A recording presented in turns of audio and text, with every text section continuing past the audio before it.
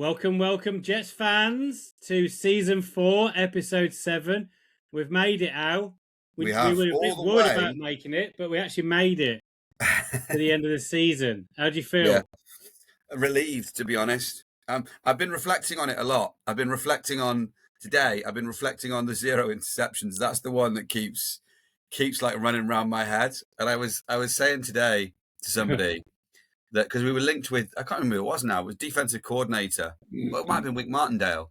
We were linked with him, and he's also got an interview with the Browns, I think it is.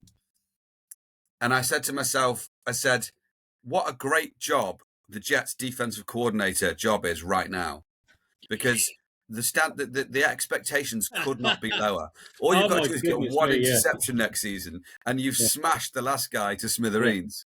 Well, that was Bill Parcells' motto, wasn't it? If you're going to be a head coach, always go for a team with very low expectations. That's why you go with Jets, because there's only one way to go, right? Only one way up.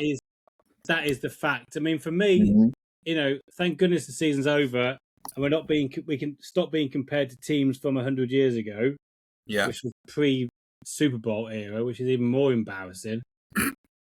was the press conference that they didn't even live stream it. They were so embarrassed. They had to do like Jets PR, put it all on the internet in bits and bobs.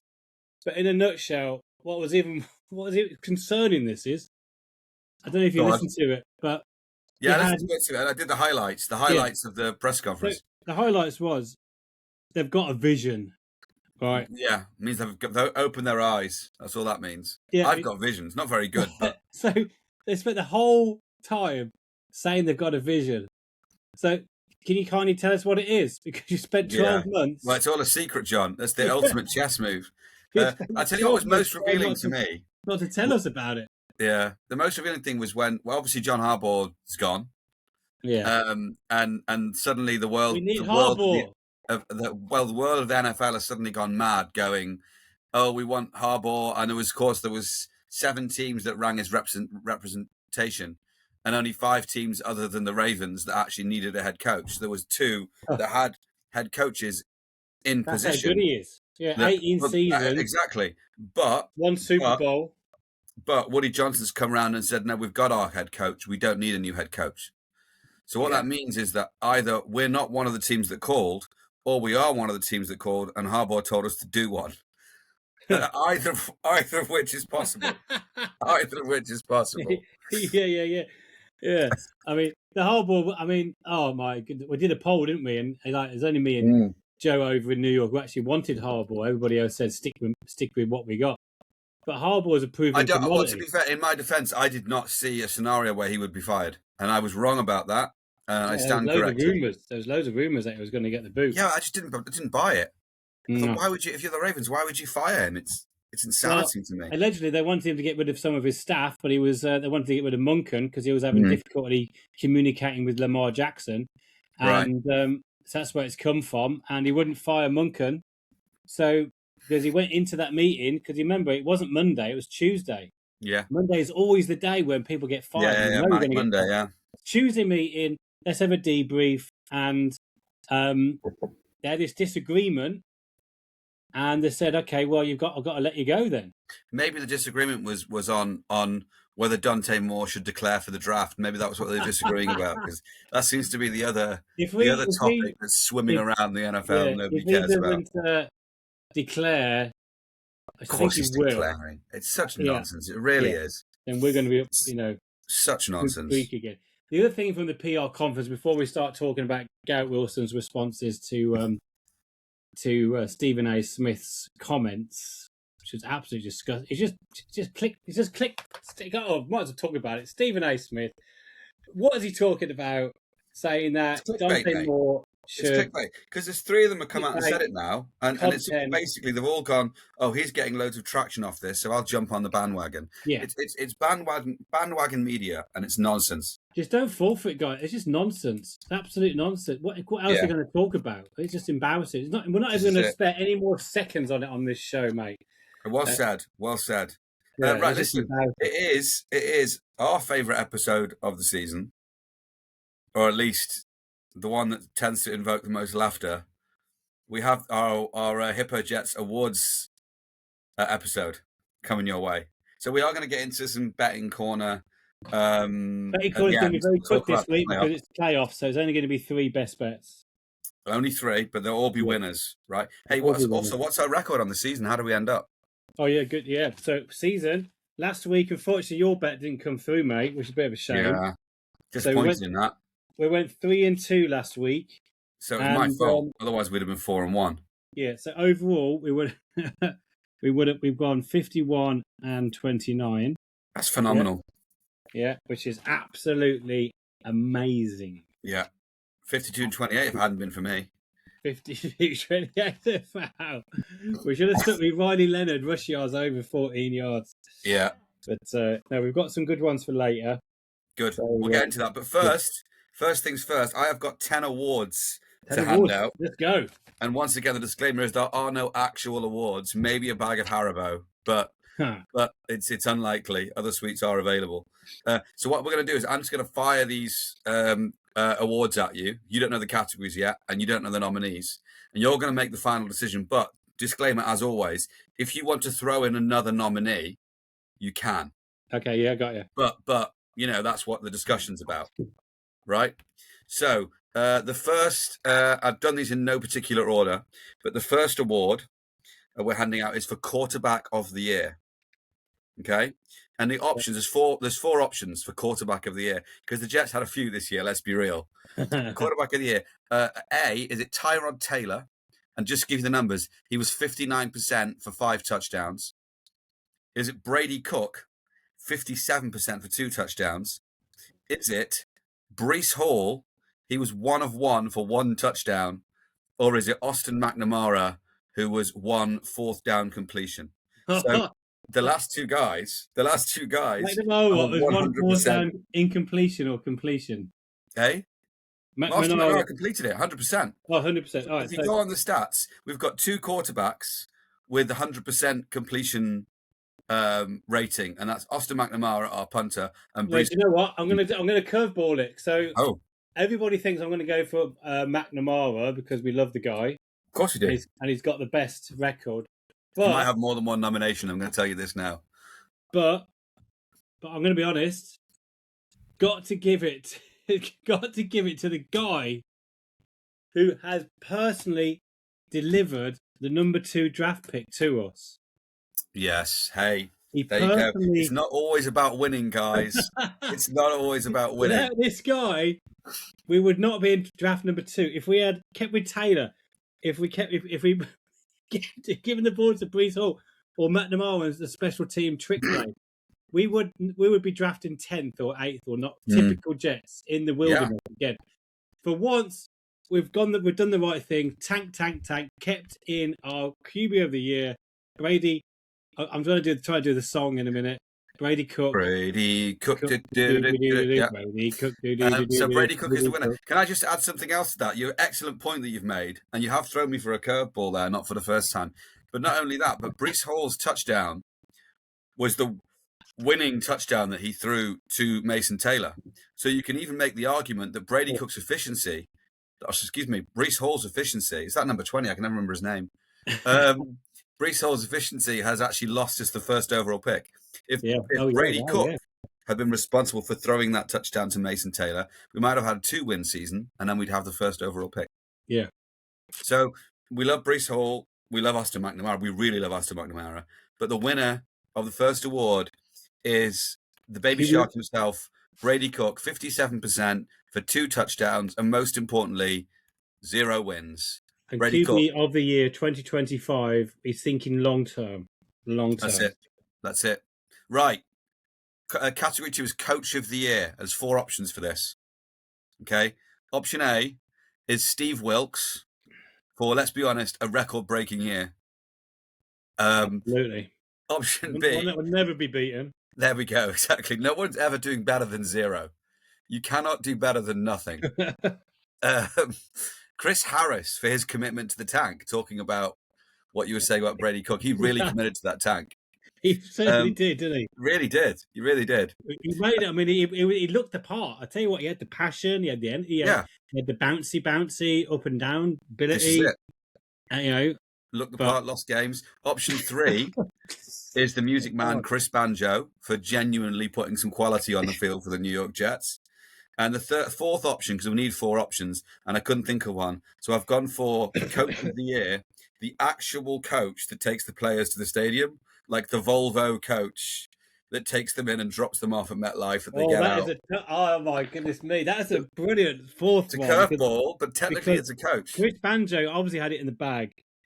Absolutely, but the actual coach who actually ferries the team to the stadium, tell you what, that was always reliable. Always on time. They were never late, were they? No issues, Comfortable seating. Yeah, comfortable, but Wi-Fi included. Yeah, that's a strong Chris Banjo contender. doesn't come with Wi-Fi. What's that? Chris Banjo doesn't come with Wi-Fi. No, Chris Banjo, yeah. But I've got to go Chris Banjo, man. He's come out of nowhere in the year. All right. Yeah. Chris Banjo. That was a tough one. That was a tough competition there, though. Listen, shout out to the Volvo is all I'm saying. Right, let's get a bit serious because we never are. Touchdown of the year. And there's 4 of these. Okay, and genuinely, I had a lot of fun putting these 4 together because I actually had 5 at one point. And I was going to offer you 5, but I've sort of cut it down to 4. So you've either got Will McDonald's block field goal return for a touchdown against the Bucks, legendary play. Then you've got the prophet Isaiah Williams, 78-yard punt return versus Miami. Now he did it twice. He did a 74-yarder against the Browns as well, but I've gone for the one against Miami because it's slightly better at the beginning of the run, and it's 78 yards, slightly longer. Then you've got Kene Nwangwu, 99-yard kickoff return versus the Browns. And finally, Mason Taylor's game winner versus the Bengals thrown by Breece Hall. So those are your 4 options. See, if Isaiah Williams, if you had included the 74-yarder versus Cleveland, where we actually won the game because of it, that would have been a strong contender. Well, we won the game against the Bengals. And against the Browns. Yeah, so... if you had that, because you nominated the one against Miami, where we lost. I did. Yeah. It's a slightly better touchdown, mate. Yeah, so it's not, unfortunately, that's not included. But hey, listen, you've always got the option. You always throw it in. Yeah, no. I mean, that's the 5th one. Is Isaiah Williams? That was the 5th one. Yeah, and there was also a Breece Hall touchdown run against the Patriots. That's genuinely a really good touchdown. It's garbage time, but it's genuinely a really good touchdown. I'm thinking it's got to be one that's going to be a game winner. The game winner. It's literally the game winner. And I feel like if you're going to do that, you've got to go with Breece Hall after Mason Taylor. Yeah, Breece Hall to Mason Taylor. Yeah, that's an actual game winner. Game winner. It was a game winner. Yeah, and the 99-yard kickoff was so. That's a very near second because that is so exciting because you are watching the whole thing. Typical from 0 yards. It's like, okay, I was going to get nowhere. Then he's like, okay, he's got a little bit of a burst. He's got a bit. Oh wow, he's got a wide open. Oh, it could go all the way. He's gone. And obviously for excitement, that is like we're all standing, we're all cheering for ages, and then we're doing massive high fives and celebrations because it was a 99-yarder. If we'd held on defensively against the Bucks, because remember that fourth quarter block. Return for a touchdown. Had everything that nearly if we held on, that would have been it. Yeah, that would have been because we didn't hold on. Never done, never seen, done it. Did it himself. Scoop up, scored, long touchdown, massive celebration, long celebrations, high fives during that process. But it wasn't a game winner. I think you made the right choice. I think you made the right choice, mate. It's got to be a game winner because that's when we celebrate for the rest of the night and Monday morning victory. And the old fashions get broken out. Oh, the old fashions are coming up later. It's like, there's a whole lot of other things. The dominoes fall in there for that. Right. So, award number 4 is Nickname of the Year. So I've loved this little nickname segment, mate, that you've introduced. I think it's brilliant. So I've chosen 4 finalists for you to pick from. You'll probably be able to guess what they are. So I like Thomas Single Malt Hennessy. It's a great nickname. Chris, the Music Man Banjo. Bias. So Music Man Banjo. Strings, I love that one. Austin the Sniper McNamara and Isaiah the Prophet Williams. Those are your 4. Yeah. For me personally, because I met the bloke, it's got to be the Sniper. The Sniper, Austin McNamara. Yeah. I'm glad you said that. Is a cracking nickname. What an amazing dude, by the way. Yeah, and no, totally. anyone who's checked out our Instagram, and if you haven't, by the way, you should check out our Instagram. And if you have, so do check it out. We're on Instagram as Hippo Jets. It should be the interview with. It should be the snippet. That's what I'm saying. The post of Austin giving us a shout out from the pub in London, moments after we bought him a drink. Yeah, what a legend! What a guy, Austin McNamara. The tallest guy on the team, by the way. Well, listen, that's Austin's first award of the season, and his second nomination. So it feels like it might be a good night for Austin. Yeah. So listen, right, we're coming up to halfway. Hippodrome highlight of the season. Now listen, I struggled with this one. Hippo highlight. Okay, Hippo highlight. It's been a tough season, it really has. So I've come up with 4. Is it? So I'll put this one first. So the victory old fashions in the top bar when we won, and there was a few of us in. Nigel was in, and we went up to that top bar. And we had victory old fashions and hung out, and just there was a few of us hung back for a little bit after the game, and it was just a really nice atmosphere. So that's one of the nominations, right? Alternatively, you've got the Brady Cook Baby Shark chant, because that took over the Hippodrome for a bit. It really did. We dominated the Hippodrome with that one, and this next one, which is also a chant, which is the PUNT punt punt punt. I just wrote that one down. That's got to be that one had the whole of the Hippodrome kind of. Ooh, PUNT punt punt. Yeah, that's the one. Or the last one is, and this is a great one, is Craig pulling out the Christmas party T-shirts with the dolphin on the front of the T-shirt. Yeah, I mean, you've gone in order there, I think, except for the old fashions, which is tied for third. It's his third. The PUNT was going to get the winner, but the Hippo Jets, when we all wore those T-shirts, all 10 of us, when it was a lost season, when no Jets fan should be watching the Jets. But you've got 10 absolutely mentally unstable fans. That's the only way to describe it. Wearing Hippo Jets t-shirts, and those Hippo Jets t-shirts with the dolphin, X-rated material, but we can get away with it because it's American football. Yeah. Absolute legend status t-shirts. Cracking night as well. That was, and we had a great laugh. You know, we had a great laugh. We got absolutely murdered in the game, but we had a great laugh. We got money. They are limited edition T-shirts. Yeah, they are definitely. But we will be doing something similar, I imagine. And once we got our website up and running, this amazing merch will be available, and we will have a nice little friendly anti-dolphin T-shirt available for. There's going to be anti-dolphins, anti-buffalo, anti-patriots. Yeah, absolutely. The designs are amazing. Shout out to Craig for doing the designs. Yeah. But the winner is the Christmas party. Yeah. Christmas party, no shadow of a doubt. No shadow of a doubt. Right, you ready for this? Ready. This next award is Clown of the Year. Clown, oh my goodness. There's Clown of the Year. So you think this could be anybody, right? Is it A, Dave for wearing a Bucks top? That's the first thing I thought of. Is it B, Dave for wearing full Bills gear? Is it C, Dave for revealing his Zach Wilson tattoo? Or is it D, Dave for inspiring anger on the chat on a regular basis? So the top two there is... It's either Dave, Dave or Dave. Yeah, revealing the Dave top bloke, by the way. We love you. So it's absolutely... In a season like this, you've made us smile. People like that. All day long. Yeah. So the Zach Wilson confession, plus he went through with the tattoo. Unbelievable. Yeah.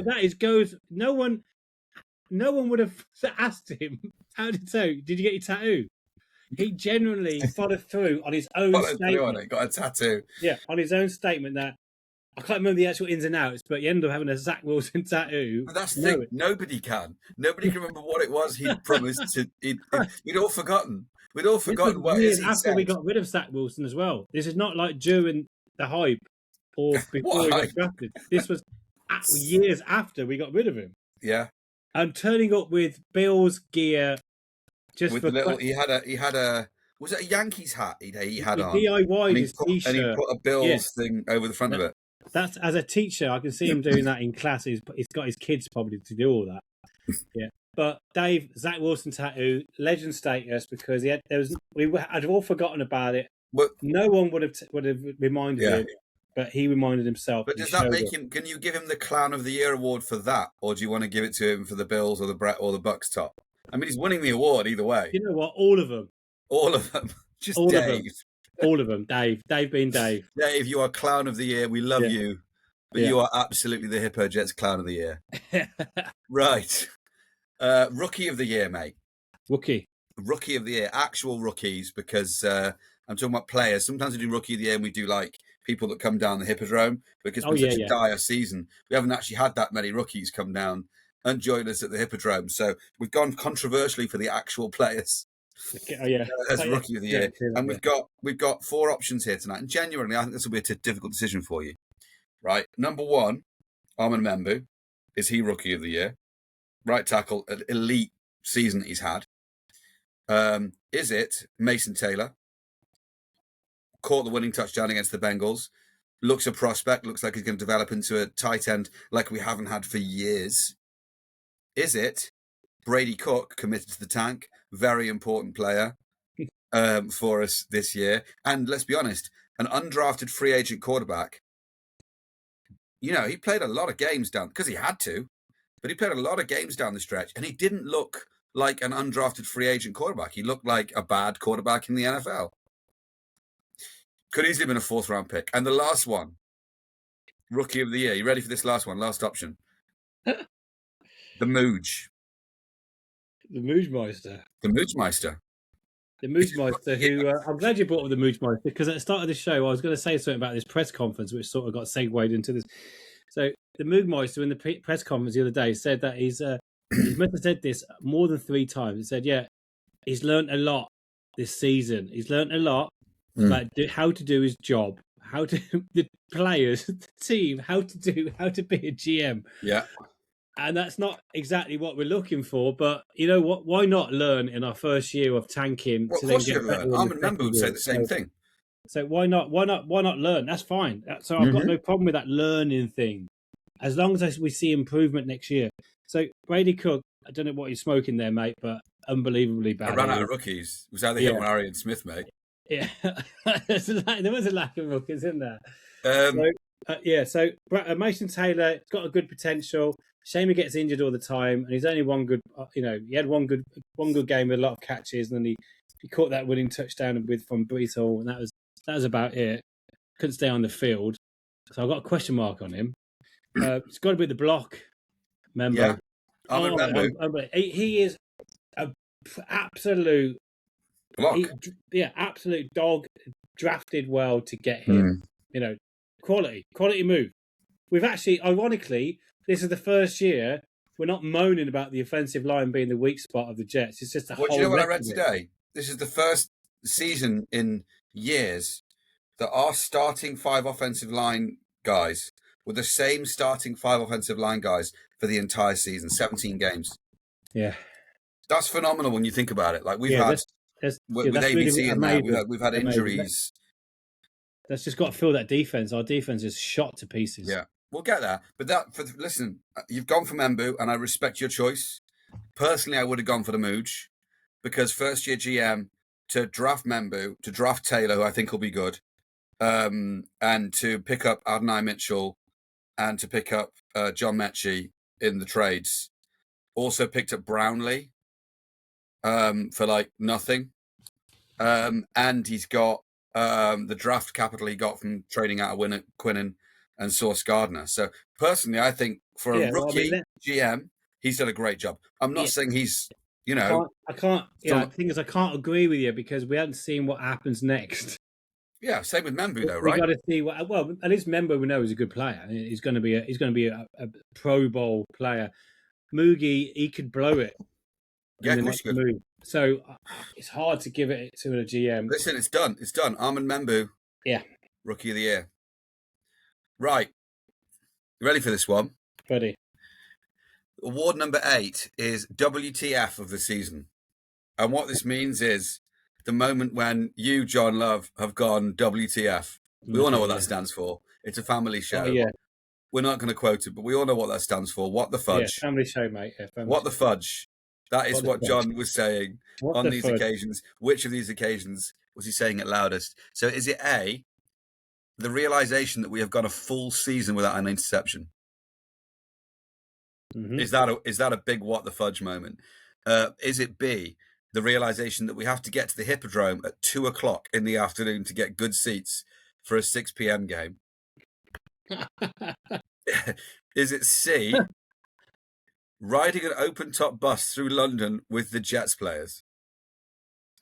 Or is it D, Craig breaking the wheel outside the bagel shop in in Soho on that same day? Are these? Can I add another one? Yeah, I wrote down one, which was what the fudge. All right, what the fudge? There was what you saying? But we're talking like Jets as well as just general stuff that happened in the season, right? Yeah. So just quickly talking about those. So yeah, I mean, just for any new listeners, we're always, because of it's got a bit smaller than the Hippodrome, so we've always got to get there early, which we always do get there early. So don't worry, we're always going to have a booth. Oh yeah, we'll have space. The open top buzz, that was a bit surreal because we generally a bunch of middle-old blokes. Middle-old, not even middle-aged. Middle-old. Got to. Middle-old, hopping along with the walking sticks to get onto this bus where all the Jets players are all like half our age at least, and they all like just got off the red eye.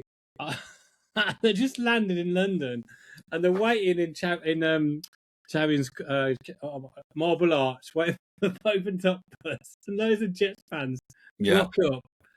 And then we all got put on the bus. They all sat singly, and they're all big lads. They're all trying to take up 2 seats, as you do.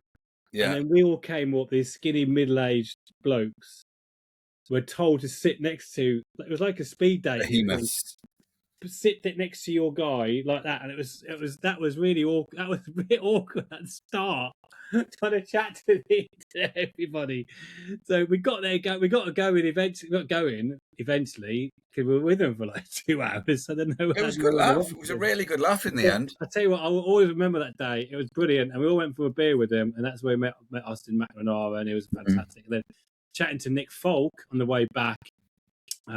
After the offensive line went walking around London, with Single Malt and Austin, we were chatting right at the back of the bus, and I always remember that was a great, we were relaxed, sitting down, taking up 2 seats each, and that leads me to my my 5th nomination, and great respect for Craig, breaking that wheel breaking activities, which was recorded on video, which was brilliant.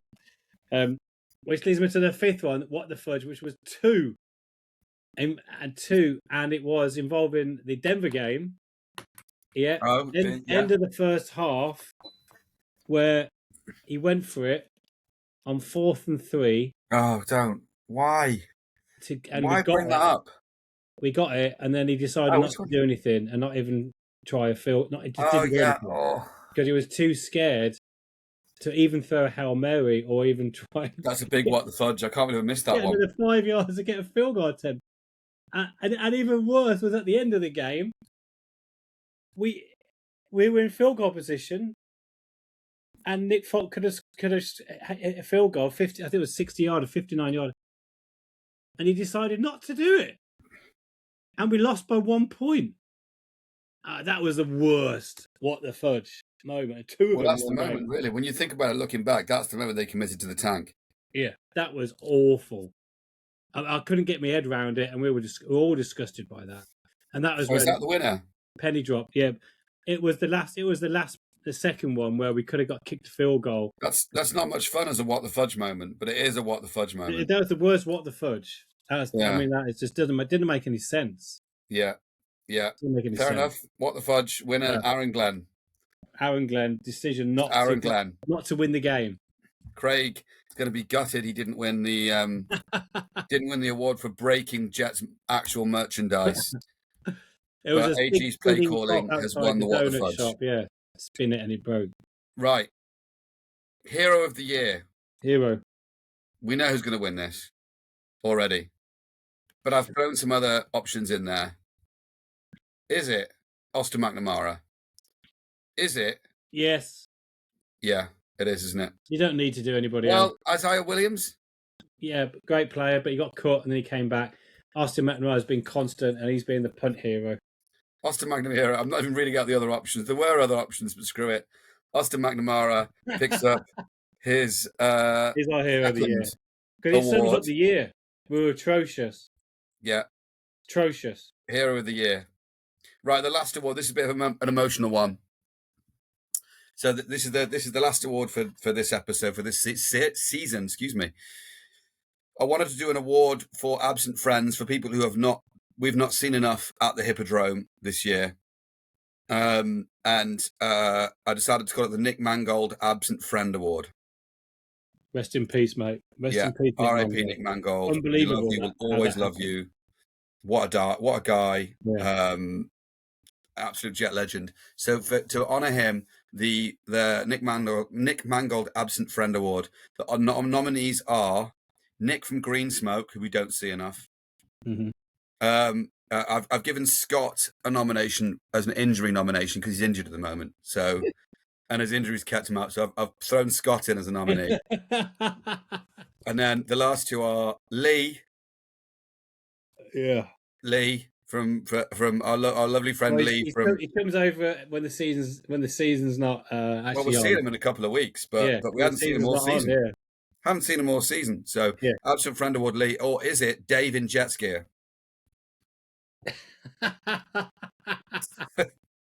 Do you know what? As an all equally shared winner, a shared award. All those shared award. Guys. We want to see all of you back. Come back at the Hippodrome. We want Lee in the building. We want Nick in the building. We want Scott back from his injury, healthy. I almost nominated Warren as well because he's injured. But Dave Balcombe, who's moved to Cambridge. Dave Balcombe as well has moved away. We want him back and of course we want to see Dave wearing jet skier. Yeah. Dave, that is ultimately what we all want to see. In jet skier, the other Dave. Yeah. We want two Daves both wearing jet skier in the Hippodrome next season. Yeah. You happy with that, mate? That's good. Some good award. I really enjoyed that. That's a nice little, final little not a nail in the coffin. Well, it kind of is. Let's be honest. Well, yeah. We're putting this season to bed. Stinky May coffin. It rest in peace. Yeah, it's a stinky coffin. Put those award ceremonies in. Mate, that was really good segment like that. Let's move on because there's going to be a short episode this week, but we do want to talk a little bit about the playoffs. Which, just for any Jets fans who've been Jets fans for less than 15 years, the playoffs are a thing that happens at the end of the season when the teams that won enough games get to play each other for a thing called the Super Bowl, which is like a trophy, which is a thing you win when you're good at football. So that's for the clarification for the Jets fans that haven't been around for very long. What the playoffs are. Unfortunately, two of our AFC East rivals made it in. The Patriots, who are playing... who are the Patriots playing this weekend? My mind's gone. Chargers, of course they are. I want to say Rams, of course it couldn't have been, because NFC. And then the Jags are playing the Bills. So we're Go Jags this weekend, and we are Go Chargers this weekend. But John, you're going to take us through some best bets. So best bets, we've got Kyren Williams. It's a revenge match for the Rams against Carolina. So they're big, massive favourites, minus 10 points. It's in Carolina. Yeah, it's in Carolina. Doesn't matter. There's doesn't matter because the Rams are much better. Rams 65 yards over. We've got Jennings, wide receiver for San Francisco, versus a very stout Philadelphia defense in Philadelphia. 49ers have had their time. Trent Williams might not even play. It's not looking good for any 49ers. Jennings is also coming back from an injury, which has restricted him the last few games, under 44 yards. Yeah. And the third one, it's only 3 this week. So I've actually gone for CJ Stroud. Texans. Over against a shocking Pittsburgh defense. Over his passing yards. What's he got? What number have you got for him? So over his yards. So I did these at the start of the week, but I was seeing if they've moved in the right direction. Yeah, fair enough. Yeah, so over 230 yards. Over 230. So CJ Stroud over 230 for the Texans against Pittsburgh. So you've got one from the AFC and two from the NFC because you went for the Eagle. You think the Eagles are going to beat the Niners, and you think the first one you said, oh, the Rams are going to win in Carolina. So what other games are you missing? You're missing the Bears Packers. You've got just a casual, not best bet, but a game pick for that one. Yeah, so Packers, I got a few injuries. Bears will win the ball, but I think the Packers will get revenge because remember there were 16. They had that. All they did was recover an onside kick a couple of weeks ago to beat the Bears, and they muffed it. Wasn't that in Green Bay though? That was Green Bay muffed it. Yeah. Yeah, but that was in Green Bay, wasn't it? This one's in Chicago. I think it was in Green Bay. Yeah, this is in Chicago. So first. Caleb Williams, I mean, he's going to be a great player, but so injury. They got a lot of injuries. Old Green Bay, but you think Green Bay will win it? My boy Loveland's going to have a good game. Obviously, Colston Loveland. Yeah, man, he's elite. Is it Colston Loveland versus Jordan Love? Yeah, man, the Love game. If you love football, that's the one to watch at 1 a.m. It's 1 a.m. on Saturday, and it's Saturday night, so tomorrow night. So who are you going to pick then? I'll just finish and just wrapping this up. I think the Bears might pick. I think the Bears might win that. I think the romantic in me wants the Bears to win, definitely. Yeah. I think the Bills will lose to Jacksonville. Yeah, I agree. I think that Jacksonville are on a roll. It's down in Florida as well. Buffalo are going to be overexcited that they're not in this dump anymore, and they will go out partying, and they will not be on the same wavelength. Rams will smash Carolina. I've got Packers to beat Chicago. Eagles to beat 49ers. I think there's a lot of consensus on that one. Chargers, Patriots. You're going Patriots. Chargers would definitely beat New England. In reality, it's not going to happen, but Chargers, let's hope they do win that one. Pittsburgh, Houston. I really all week have decided thought that Houston were going to win that one because they got a better defense, but it's in Pittsburgh, and Pittsburgh are 23-0 on Monday nighters. Yeah, but that doesn't matter. And it's late at night. Houston never win away from home. That's a tricky one. That's so tough. So I do generally want Houston to win. I really want Houston to win. I think they will win. I think Houston will win. I think Houston are a better team than people are giving them credit for. They're on a really great run as well. Is it 7 in a row? They've won Houston? Houston, yeah. Well, I think it might be more than that. I think it might be 9 or something like that. 9 in a row. So a lot of momentum. And this is a Pittsburgh team that decided that stopping Myles Garrett from getting the sack record was more important than winning. Yeah, that's just against Cleveland. So Pittsburgh are just an awful team. I feel sorry for anyone who supports the Steelers. You have no idea what you're doing. Really do. Steelers are fast. Houston won 9 in a row. Yeah. So that's it, folks. We're wrapping it up now. We're wrapping it up because John, the Wolves fan, has decided to avoid getting assaulted. He's going to get his hair cut.